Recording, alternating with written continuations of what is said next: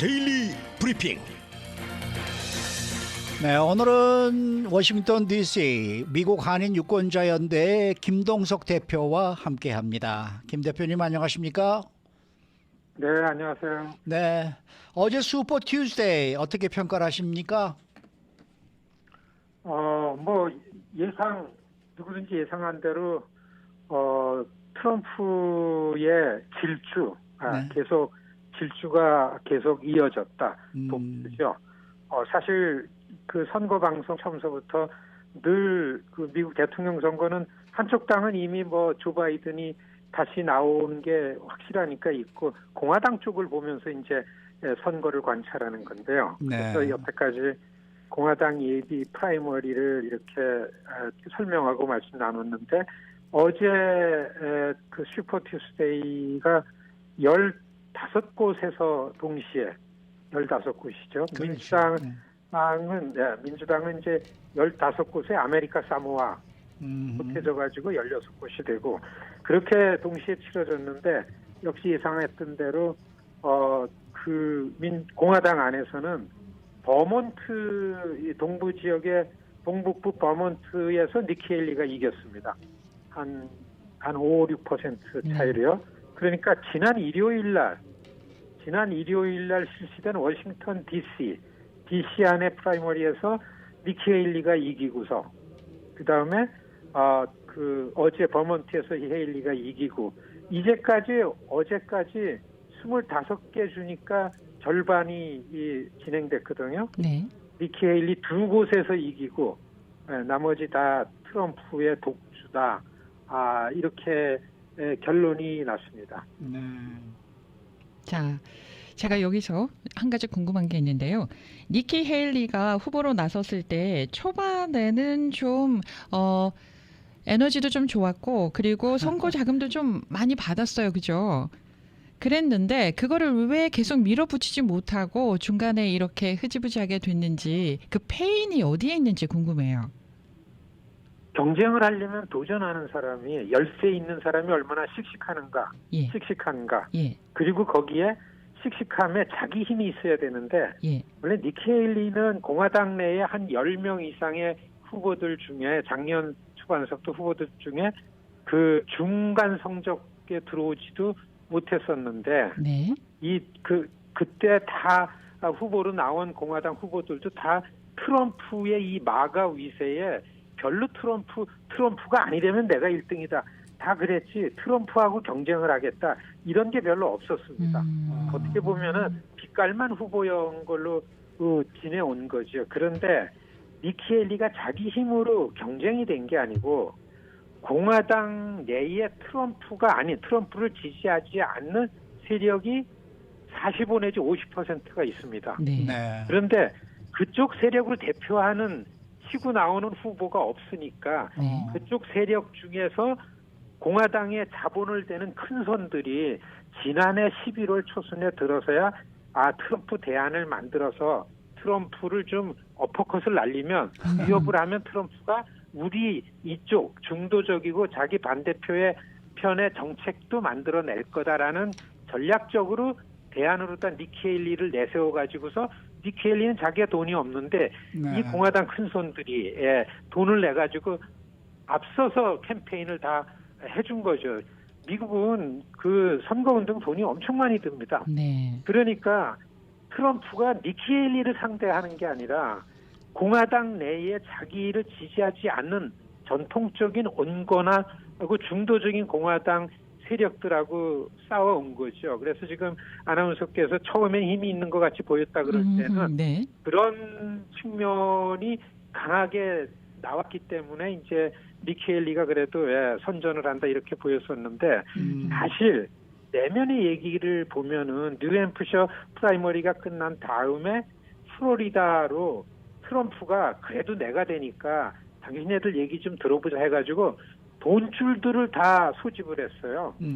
그래서 거기서 이미 저 사우스캐롤라이나까지만 그럼 니키 헤일리가 가는데 서로 이렇게 조율을 해가지고 그래서 사우스캐롤라이나 프라이머리 그 2월 24일 날 끝난 다음 일요일 날에 그 돈줄들이 선언을 했어요. 선언을 여기까지다. 네, 네, 네. 그런데 그 덕분에 돈이 좀 생겼습니다. 니케일리가. 그래서 여태까지 고마운데 슈퍼 투스데이까지 갈 돈은 내 수중에 있다. 그래서 3월 5일까지 간다. 네. 그래서 어제까지 하고 오늘 아침에 니케일리가 사우스캐롤라이나의 자기 이 지역에 그 찰스톤에 있는 어느 섬에서 이제 여기까지 한다, 중단한다 이렇게 발표를 했죠. 그런데 중요한 거는 우리가 여기서 놓치면 안 될 게 예. 니키 헤일리는 어떻든 간에 본의 아니게 흐름에 따라서 자기 자리를 만들었지만은 공화당 안에서 트럼프가 아니려면 이제는 중심 자리를 확고하게 만드는 거죠. 지난 일요일 워싱턴 DC 프라이머리 할 때 공화당 내에 대통령보다 힘이 더 세든 당 대표보다 힘이 더 센 여성 의원 둘이 있습니다. 그게 수잔 콜린스하고 리사 머코우스키, 알래스카의 여성 상원의원, 메인주의 여성 상원의원. 이 두 분이 공개적으로 나 니키 헤일리한테 찍었다. 워싱턴 DC의 공화당 프라이머리에는 워싱턴에서 정치하는 사람들 몇 명이 하는 거잖아요. 네. 그럴 정도로 지지를 받고 저는 니키 헤일리로서는 이제까지 힘들었지만은 그래도 얻을 건 충분히 얻었다. 트럼프는 어젯밤에 승리 연설을 하면서 이전하고 달라진 모습 얘기를 했잖아요. 이전에 한번 트럼프 성정에 이기면은 뭐 요란스럽잖아요. 네, 얘기하는 그렇죠. 사람 놓고서 뭐야 소리 지르고 상대방 서투르면 욕까지 하고 그러잖아요. 네. 조용히 자기 방에서 5명 앉혀놓고 단결이 필요합니다. 빨리 단결할 겁니다. 네. 이게 다 니키 헤일리가 만들어낸 분위기입니다. 예. 그렇군요. 네. 네, 그렇게 해서 슈퍼 투스데이까지 절반이 끝났습니다. 네. 자, 이제 뭐 11월 본선까지 뭐 시간도 뭐 많이 남기도 했고 이제 트럼프와 바이든의 대결은 이제부터 시작일 텐데 제가 단도직입적으로 좀 여쭤보겠습니다. 누가 이깁니까? 아마 지금 선거를 하면은 트럼프가 대통령이 또 되는 거죠. 지금 하면 이게 어렵지 않습니다. 네. 이게 집중가 왜냐하면 미국의 선거제도 때문에 한 5개 주나 6개 주에서 누가 이기는 것만 경합주에서 이기는 것만 나오면 그게 이겨요. 그렇기 때문에 2016년에 힐러리가 한 400만 표를 더 많이 얻었는데도 불구하고 트럼프가 대통령이 된 거 아닙니까? 네. 그런 예가 있습니다. 그런데 그렇기 때문에 그 사우스캐롤라이나의 프라이머리가 이후에 미국의 유력한 매체나 여론조사 전문 기관에서 그 경합주 6곳에서의 지지율 조사한 게 다 똑같이 한 3% 내외로 트럼프가 이기는 걸로 조사됐어요. 그러니까 지금 한다 그러면 그거는 그냥 트럼프가 되는데 그런데 그 조사를 하면서 만일에 그 형사건으로 기소가 돼 있는 걸로 인해서 트럼프가 유죄가 되면은 절반 이상이나 트럼프한테 투표 안 하겠다라는 게 동시에 조사가 됐습니다. 그러니까 그렇죠. 트럼프도 굉장히 큰 그 위험 부담이 있는 거를 갖고 있죠. 그런데 우리가 주목해야 될 거는 그 지난 월요일 날 그 연방 대법원에서 이제 판결을 합니다. 왜냐하면은 콜로라도하고 일리노이하고 메인주에서는 주 대법원에서는 트럼프가 저지른 이런 반란 혐의 때문에 이 피선거권을 박탈한다. 그러니까 투표 기계에 이름을 안 넣어주겠다라는 거 판결을 한 거에 대해서 트럼프 진영이 연방 대법원에 항소한 거에 대한 연방 대법원 의견이 지난 월요일 날 나왔어요. 네. 뭐라고 나왔냐면은 그거는 지방에서 할 일이 아니다. 그렇죠. 워싱턴에 있는 대법원들이 할 거니까 우리가 할 거다.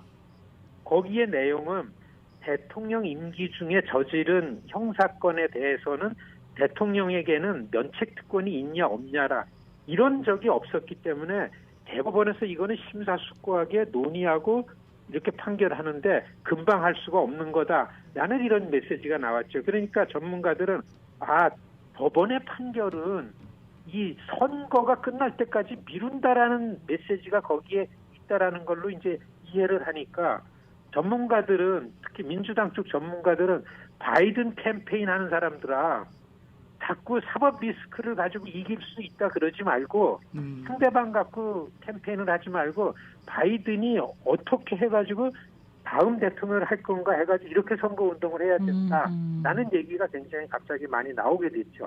그래서 어제 슈퍼투스데이에 있어서도 트럼프 캠프에서는 자 이제 니키 헤일리가 스탑됐죠. 혼자 독주하죠. 그러면 공화당 이름으로 돈을 못 넣는 거를 이제는 다 공화당 이름으로다가 대선 후보 캠페인도 하고 다 쓸 수가 있죠. 그래서 트럼프는 아마 며칠 내로 공화당 위원회 의장을 자기 며느리로 앉히고 자기 캠페인 매니저를 거기에 사무총장으로 앉히고 이게 다 지금 준비되어 있습니다. 이렇게 가지고 앞으로 그런데 한 가지 지금 앵커께서 언급하신 자, 둘 중에 누가 이기냐라고 할 때는 서로 상대방을 놓고서 캠페인을 할 게 아니라 그러니까 트럼프가 갖고 있는 약점 갖고 하지 말고 지금 바이든은 최고의 적이 바이든 스스로라고 얘기하는 게 높습니다. 내일 목요일 날 시정연설을 합니다. 바이든이. 모든 시민들이 바이든 제대로 얘기하는가 그 나이 때문에 정신건강 허약한 것 이게 어떤가 이게 지금 시청률이 굉장히 높을 거예요. 맞아요. 내일 저녁 우리 청취자 여러분들 내일 저녁에 시정연설 보면서 바이든의 건강 문제 때문에 지금 엄청나게 말이 많습니다. 이게 지금 그 관전 포인트의 중심입니다. 자, 시간이 한 1분 정도 남았는데요. 우리 한인 후보들의 어제 예비 경선 결과, 성적, 뭐 전망 짤막하게 해주십시오. 그렇죠. 중요한 거는 최근에 에이펙 그 유태계들하고의 갈등 때문에 그랬죠. 여하튼 2등이 되고 공화당하고 민주당이 붙으니까 어떻게 보면 민주당 표를 다 모으면은 본선거에서 가능성이 보이는 거 아니에요. 이렇게 보고요. 뭐 영킴 미셸 스틸 다 더블 스코어 이상으로다가 다 1등을 했기 때문에 네. 나머지 후보들이 아무리 표가 뭉쳐도 본선거에서는 그래도 무난하지 않을까 보여지고요. 한 가지 34지역구에 고메즈 의원하고 이제 데비 킴. 네네. 요 이제 1, 2등 차이가 지난번보다 좀 벌어져 가지고 나온 걸로 보여지거든요. 네. 근데 아직 그런데 개표가 어떻든 완전히 간에 다 안 한인 됐어요. 후보가 경쟁자 네. 한인 후보가 없기 때문에 한인 사이가 다 결집이 되지 않을까. 그렇게 기대도 해봅니다. 네. 네. 오늘 말씀 잘 들었습니다. 네, 안녕히 계십시오. 네, 감사합니다. 지금까지 미국 한인 유권자연대 김동석 대표 함께했습니다.